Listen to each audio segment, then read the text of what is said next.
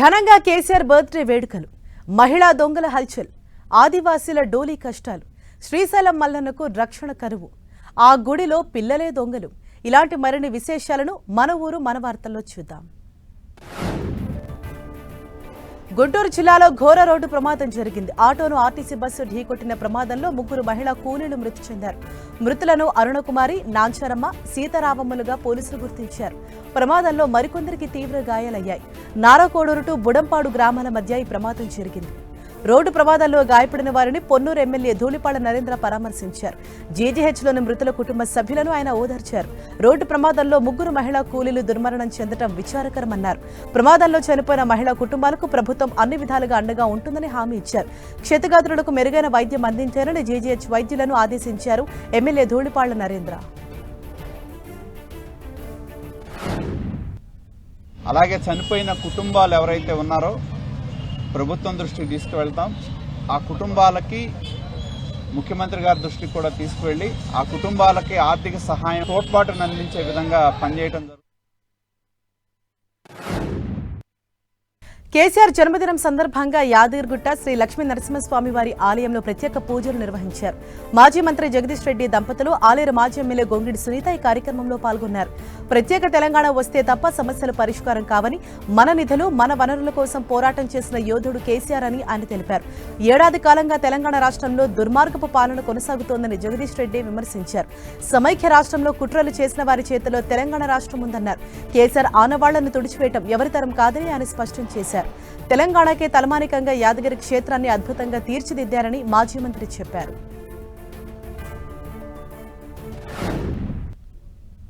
Number 1 రాష్ట్రంగా అన్ని రంగాల్లో ప్రసిద్ధి చెందిన తెలంగాణ మళ్ళీ ఇవాళ అన్నిట్లో వెనుకబడిపోతుంది అంటే కారణం ఇవాళ మూర్ఖుల పరిపాలన తప్ప ఇంకొకటి కాదు. అదే మూర్ఖులు ప్రగల్భాలు పలుకుతున్నారు. కేసీఆర్ గారి ఆనవాళ్ళు జరిపిస్తామని చెప్పి నిజమే కేసీఆర్ గారి ఆనవాళ్ళు జరపాలంటే మొట్టమొదటిగా ఇక్కడ మనకు వెనకాల కనబడుతున్న అద్భుతమైన యాదాద్రి ఆలయాన్ని లేకుండా చేస్తారా?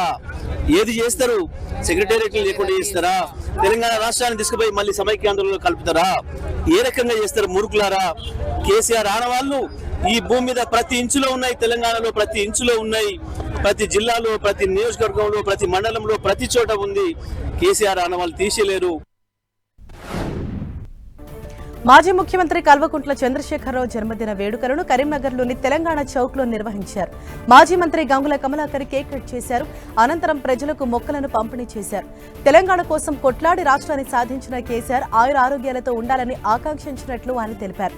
తెలంగాణ కోసం కేసీఆర్ కొట్లాడకపోతే నేడు తెలంగాణ వచ్చి ఉండేది కాదన్నారు. 75 ఏళ్ల క్రితం ఎలాగ తెలంగాణ ఉందో అలాగే ఉండేదని ఆయన చెప్పారు.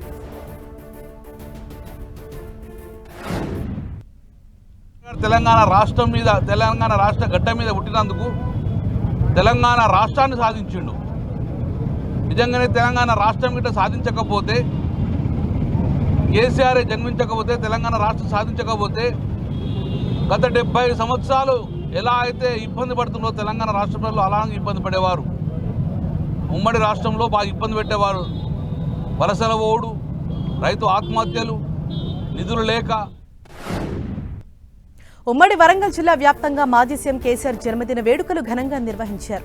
మాజీ మంత్రి ఎర్రబెల్లి దయాకర్ రావు హసన్పర్తిలో ప్రత్యేక పూజలు నిర్వహించి కేక్ కట్ చేశారు.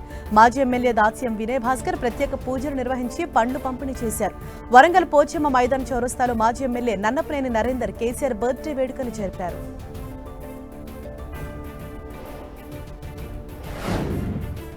భద్రాద్రి కొత్తగూడెం జిల్లాలోనూ మాజీ ముఖ్యమంత్రి కల్వకుంట్ల చంద్రశేఖరరావు 71వ పుట్టినరోజు వేడుకల సందర్భంగా బీఆర్ఎస్ పార్టీ జిల్లా కార్యాలయంలో చిన్నారులు మొక్కలు నాటారు. కేసీఆర్ తాత 71వ జన్మదిన సందర్భంగా 71 మొక్కలు నాటినట్లు చిన్నారులు లేఖన నక్షత్ర, కర్ణే రణధీర్ చంద్ర తెలిపారు.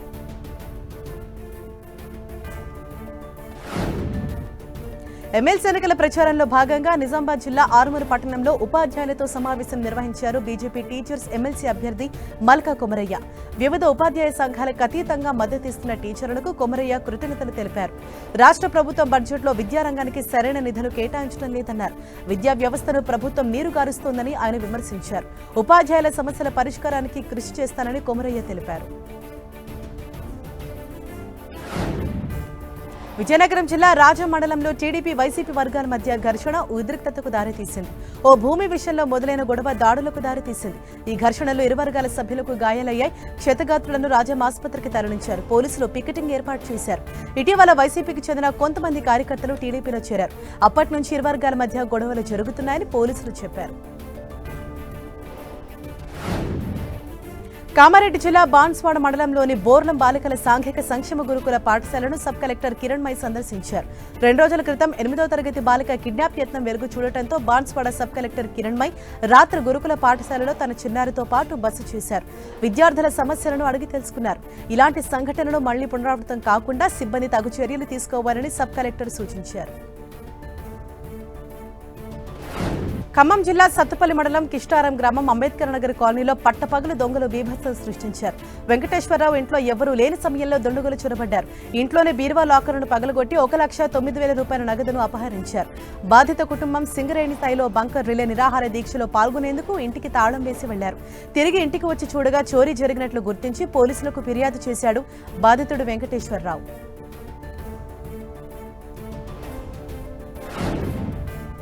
పల్నాడు జిల్లా పిడుగురాళ్ల మున్సిపల్ వైస్ చైర్మన్ ఎన్నికకు ఉత్కంఠ వీడింది. ఆ పదవిని టీడీపీ చేజిక్కించుకుంది. 30వ వార్డు కౌన్సిలర్గా ఉన్న భారతి ఏకగ్రీవంగా ఎన్నుకున్నారు. పిడుగురాళ్ల మున్సిపాలిటీలో మొత్తం 32 మంది కౌన్సిలర్లు ఉన్నారు. ఇవాళ కోరం లేక 2 సార్లు ఎన్నిక వాయిదా పడింది. కౌన్సిల్ సమావేశానికి 17 మంది కౌన్సిలర్లు రావడంతో ఎన్నికల అధికారి మురళి మున్సిపల్ వైస్ చైర్మన్ ఎన్నిక నిర్వహించారు. దీంతో భారతి మున్సిపల్ వైస్ చైర్మన్ గా ఏకగ్రీవంగా ఎన్నికయ్యారు.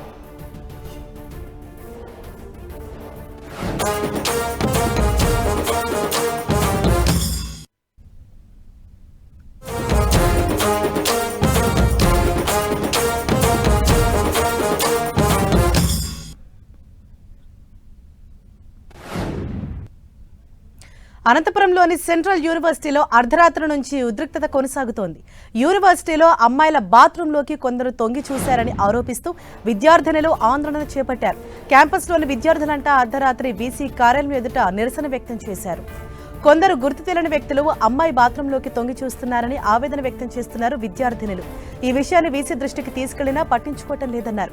వీసీ తీరుకు నిరసనగా విద్యార్థులు, విద్యార్థి సంఘాలు ఆందోళన చేపట్టారు. క్యాంపస్లో సీసీ కెమెరాలు పెట్టించారని చెప్పినా నిర్లక్ష్యం చేస్తున్నారని తీవ్ర ఆవేదన వ్యక్తం చేస్తున్నారు.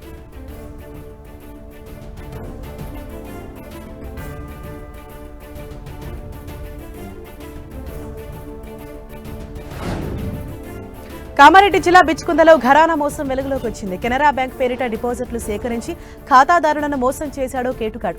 దీంతో బాధితులు లబోదిబోమంటున్నారు. ఖాతాదారులను మోసం చేసి సుమారు 60 లక్షల రూపాయలతో కుటుంబం ఉడాయించింది. మోసం చేసిన కేటుగాడు రాజుతో తమకు సంబంధం లేదని బ్యాంక్ అధికారులు తెలిపారు.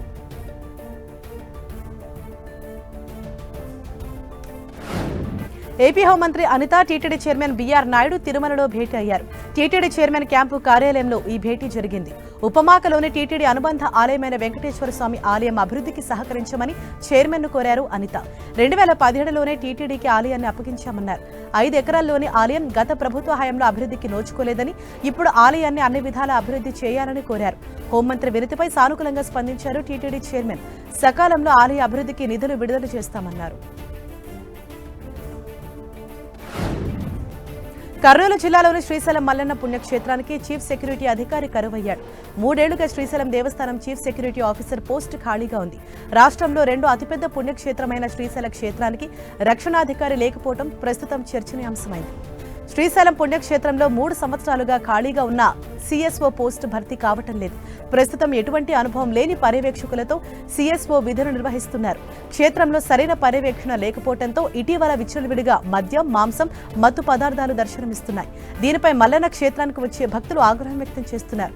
అంతేకాకుండా ఇటీవల పలుమార్లు శ్రీశైల ఆలయంపై డ్రోన్లు చక్కర్లు కొట్టాయి. మరోవైపు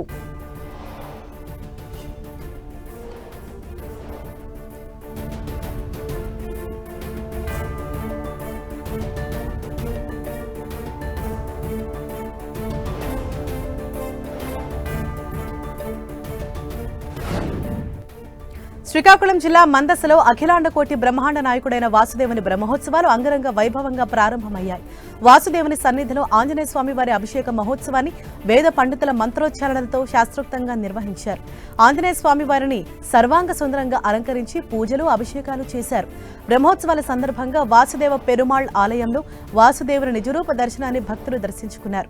శ్రీనివాస, వాసుదేవ, గోవిందా గోవిందా నామస్మరణతో ఆలయ ప్రాంగణం మార్మోగింది.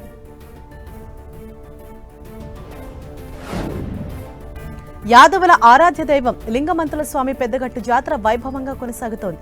దేవరపెట్టె కేసారం నుంచి పెద్దగట్టుకు చేరుకోవడంతో పెద్దగట్టు జాతర మొదలైంది. దేవరపెట్టె దేవరగట్టుకు చేరుకున్న అనంతరం భక్తులు పెద్ద సంఖ్యలో గంపల ప్రదక్షిణలో పాల్గొన్నారు.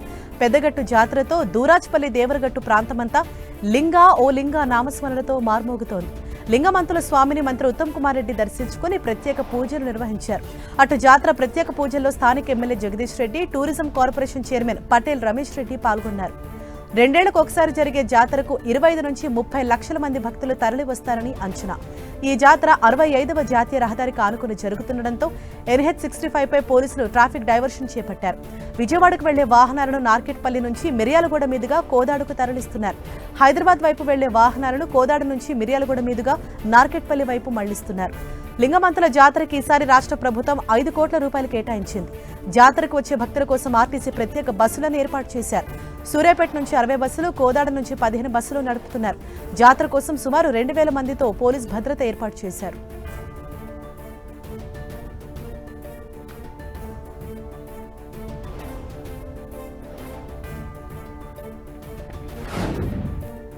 నిజామాబాద్ జిల్లా జక్రాన్పల్లి మండలం అరుగుల గ్రామంలో శ్రీ లక్ష్మీ వెంకటేశ్వర స్వామి వారి వార్షిక బ్రహ్మోత్సవాలు ఘనంగా నిర్వహిస్తున్నారు.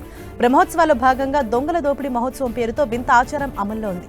చిన్న పిల్లలకు దొంగ వేషం వేసి గుడిలోకి వెళ్లి కూర్చోమంటారు. ఆ తర్వాత నిర్వాహకులు దొంగ దొంగ అంటూ వెతుకుతూ గుడిలో ఉన్న పిల్లలను పట్టుకుని చేతులకు తాళ్లతో కట్టేస్తారు.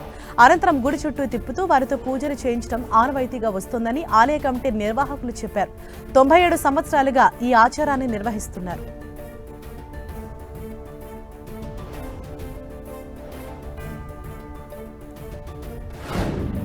ఇందిరమ్మ ఇళ్ల పథకంపై సందిగ్ధం కొనసాగుతోంది. రాష్ట్ర వ్యాప్తంగా 80 లక్షలకు పైగా ఇందిరమ్మ ఇళ్ల కోసం దరఖాస్తులు రాగా తొలి విడతలో కేవలం 4.5 లక్షల ఇళ్లను మాత్రమే కేటాయిస్తామంటోంది రేవంత్ సర్కార్. అయితే ఈ ఇళ్లకు సంబంధించి కూడా లబ్ధిదారుల ఎంపికలో గందరగోళం నెలకొనడంతో ఎప్పటికీ ఇళ్ల కేటాయింపు జరుగుతుందోనన్న ఆందోళన సర్వత్రా వ్యక్తమవుతోంది.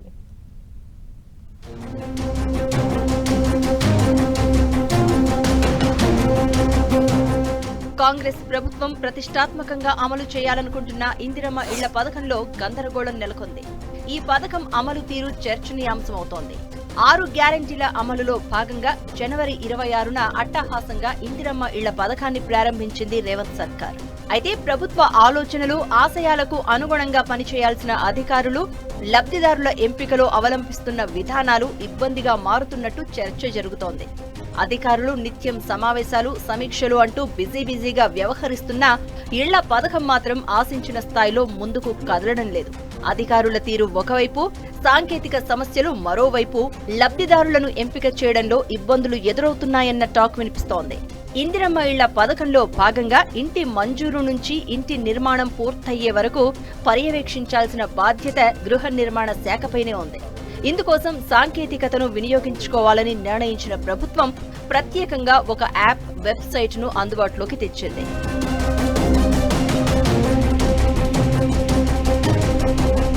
కానీ వీటి వినియోగం నామమాత్రంగానే ఉంటోంది. క్షేత్రస్థాయిలో ఇందిరమ్మ ఇళ్ల దరఖాస్తుదారుల గుర్తింపు కోసం నిర్వహించిన సర్వే వివరాలన్నీ ఈ యాప్లో నమోదు కాలేదు. కొన్ని చోట్ల నమోదైనా వాటి వివరాలు యాప్లో కనిపించడం లేదన్న ఆరోపణలు ఉన్నాయి. దీంతో సర్వే జాబితాలో తమ పేరు ఉందా లేదా అన్న ఆందోళన చాలా మందిలో నెలకొంది. కాంగ్రెస్ ప్రభుత్వం జనవరి 21 నుంచి 24 వరకు గ్రామ సభల్లో మరోసారి ఇందిరమ్మ ఇళ్ల పథకానికి దరఖాస్తులు స్వీకరించింది. ఇందిరమ్మ ఇళ్ల కోసం సుమారు 80.54 లక్షల దరఖాస్తులు వచ్చినట్లు తెలుస్తోంది. గ్రామ సభలు ముగిసి నెల రోజులు కావస్తున్నా నిజమైన అర్హుల వివరాలను యాప్లో నమోదు చేయకపోవడంతోనే మళ్లీ దరఖాస్తులు ఇవ్వాల్సిన పరిస్థితి ఏర్పడిందనే చర్చ జరుగుతోంది. ఇప్పటివరకు సుమారు 40 నుంచి 45 లక్షల దరఖాస్తులను మాత్రమే పూర్తి స్థాయిలో పరిశీలించినట్లు తెలుస్తోంది. ఇందిరమ్మ ఇళ్ల దరఖాస్తుల పరిశీలన కోసం 360 డిగ్రీస్ సాంకేతికతను వినియోగిస్తున్నట్టు గృహ నిర్మాణ శాఖ చెప్తోంది. కానీ ఇప్పటికీ సగం దరఖాస్తుల పరిశీలనే జరిగింది. ఇక జీహెచ్ఎంసీ పరిధిలో ఇంకా మొదటి దఫా సర్వేనే కొనసాగుతోంది. ఇటీవల ప్రభుత్వం పైలట్ ప్రాజెక్టు కింద పథకాన్ని అమలు చేసే క్రమంలో 72,000 మందికి ఇంటి మంజూరు పత్రాలిచ్చింది. అయినప్పటికీ వీటికి సంబంధించిన అన్ని వివరాలను ఇప్పటికీ యాప్ వెబ్సైట్లో నమోదు చేయలేదని సమాచారం.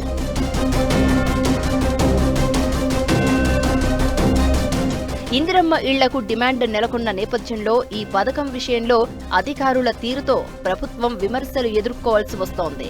మరోవైపు మొదటి విడతలో నియోజకవర్గానికి 3,500 ఇళ్ల చొప్పున రాష్ట్రంలో 4.5 లక్షల ఇళ్లను మంజూరు చేస్తామని రేవంత్ సర్కార్ స్పష్టం చేసింది. కానీ ఇందిరమ్మ ఇళ్ల కోసం 80.54 లక్షల మంది దరఖాస్తు చేసుకున్నారు. వీళ్లలో సగం మంది అర్హులు ఉన్నారు అనుకుంటే వాళ్లందరికీ ఇందిరమ్మ ఇళ్లు కేటాయించాలంటే 10 ఏళ్లు పడుతుందని అంచనా వేస్తున్నారు. దీంతో తమకు ఎప్పుడు ఇల్లు వస్తుందోనన్న ఆందోళన ఇంటి కోసం ఎదురు చూస్తున్న వారిలో నెలకొంది. కొందరైతే ఇల్లు వచ్చేది లేదు, కాంగ్రెస్ ఇచ్చేది లేదని బహిరంగంగానే విమర్శలు చేస్తున్నారు.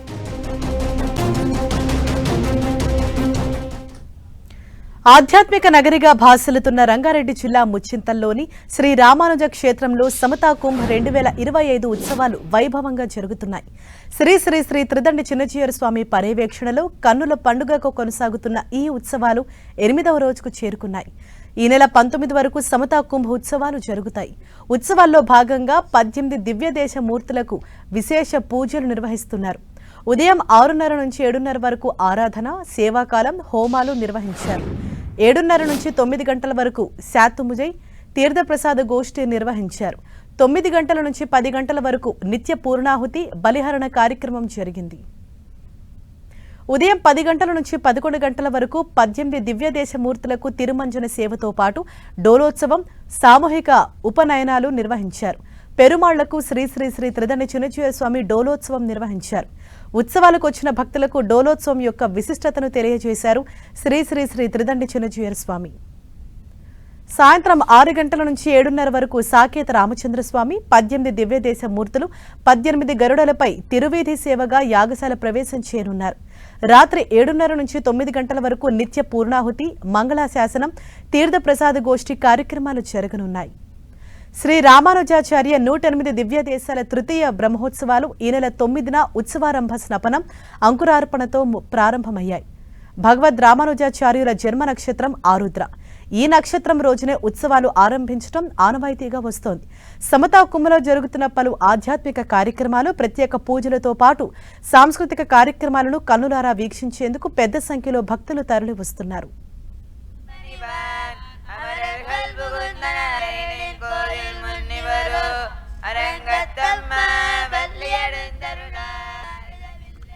విదేశాల్లో వాటికి నిర్వాహకుడుగా ఉండేటటువంటి శ్రీరామచంద్రుడిగా 10 రూపాయల్లో ఇక్కడ వెంచేసి ఉండి మనందరికీ సేవ సాధిస్తున్నాడు.